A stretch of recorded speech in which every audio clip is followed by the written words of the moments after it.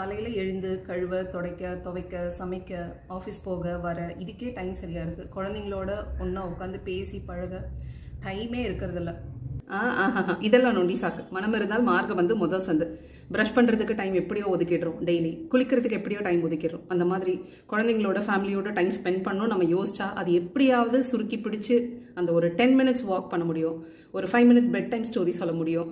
அது மட்டுமா, குழந்தைங்களை குளிக்க வைக்கிற ஒரு 5-10 minutes டைம் எடுத்துக்கலாம். ஒன்றா சேர்ந்து குக் பண்ணுறதா இருக்கலாம், ஒரு டின்னர் டைமாக இருக்கலாம்.